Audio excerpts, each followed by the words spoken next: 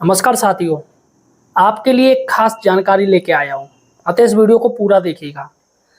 साथियों, अगर आपने लोन लिया है, बैंक से लोन लिया है और आप उसकी समय पर किस्त नहीं चुका पा रहे या आगे आपकी किस्त बनने की दम नहीं है, आपके पास पैसा नहीं है, लेकिन लोन रिकवरी एजेंट बार बार आपको कॉल कर रहा है, आपको धमका रहा है, आपको डरा रहा है, दोस्तों ये वीडियो आप पूरा देखिएगा।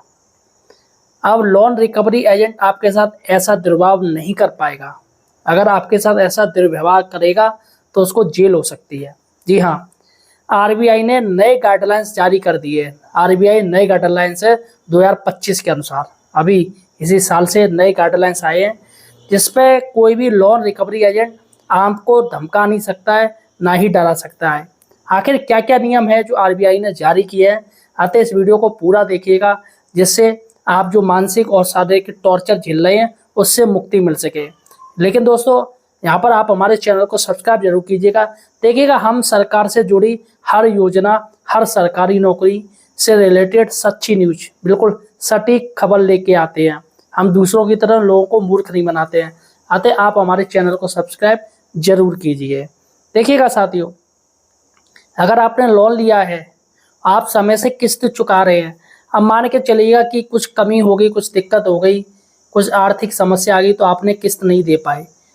जैसे ही आपकी एक किस्त नहीं दे पाएंगे, वैसे ही रिकवरी एजेंट की कॉल आने लगती है। अगर आपकी 2-3 किस्त लैप्स हो जाती, नहीं दे पाते हो, फिर तो वो आपके पीछे पड़ जाता है, फ़ोन पे फ़ोन करने लगता है, आपको परेशान करता है। कहीं आप खड़े हो वहीं आके आपको धमकाने लगता है, कहीं घर के अंदर आ जाता है, आपको डराता है, धमकाता है, आपको टॉर्चर करता है, मानसिक आपको टॉर्चर करता है, और आप साथियों बेइज्जती की वजह से परेशान हो जाते। कहीं कहीं ऐसा देखा गया है कि लोग आत्महत्या तक कर लेते हैं इन लोन रिकवरी एजेंटों की वजह से। तो यहाँ पर आरबीआई ने इसी को देखते हुए एक सख्त, जी हाँ, सख्त गाइडलाइंस जारी की है। और किस तरीके से अगर कोई लोन एजेंट आपको धमका रहा है या परेशान कर रहा है तो आप किस तरीके से आरबीआई से उसकी शिकायत कर सकते हैं। साथियों, आरबीआई में आपको बता दूं, RBI reserve bank of India होती है, जो सारी बैंकों की माई बाप कह लीजिए। जितनी भी बैंकें इंडिया में चल रही है उनकी गाइडलाइंस, जो नियम है, वो आरबीआई ही जारी करती है और आरबीआई से ही मान्यता लेनी पड़ती है। तो यहाँ पर आरबीआई अगर कह दूँ तो the godfather of all bank, यानी वो फादर है सारी बैंकों की।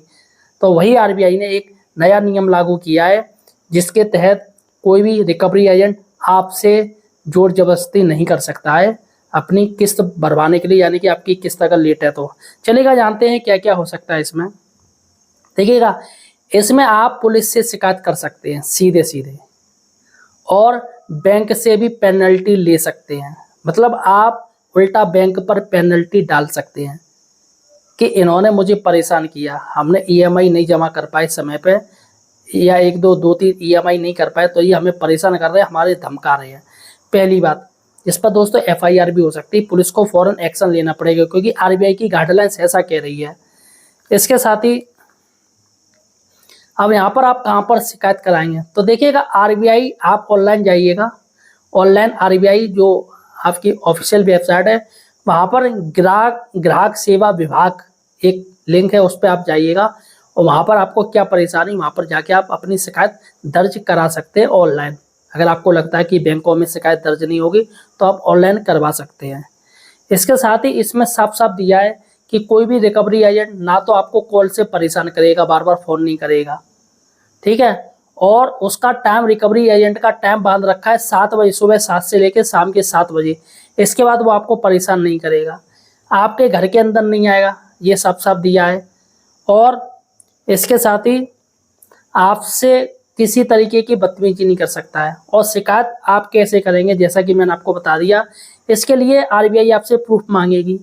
तो प्रूफ के लिए आपको क्या क्या देना, देखिएगा, आप कॉल रिकॉर्डिंग दे सकते हो या किसी मैसेज का स्क्रीनशॉट दे सकते हो। अगर उसने मैसेज से आपको धमकाया है तो आप स्क्रीनशॉट डाल के उसको दिखा सकते हैं आरबीआई में, मतलब सबमिट होता है। और या फिर किसी तीसरे व्यक्ति को, जैसे कोई गवाह के तौर पे आ जाए, वो कहे हाँ सर मैं उस समय था, ये उनको धमका रहा था, बदतमीजी से बोल रहा था, तो ऐसे में पुलिस एफआईआर शिकायत दर्ज कर लेगी आरबीआई की गाइडलाइंस के तहत। इसके साथ ही इसमें आरबीआई ने ये भी साफ साफ कह दिया, अगर कोई छुट्टी में है, छुट्टी में कहीं बाहर गया है घूमने, या वह छुट्टी में है, तो संडे वाले दिन परेशान नहीं करना है। अगर वह छुट्टी में अगर वो कह रहा है सर मैं बाहर हूँ, तो आपको परेशान नहीं करना है उसको बिल्कुल। इसके साथ ही रात में तो किसी भी तरीके की कोई कॉल नहीं करनी है। तो ये आरबीआई की गाइडलाइंस कह रही है।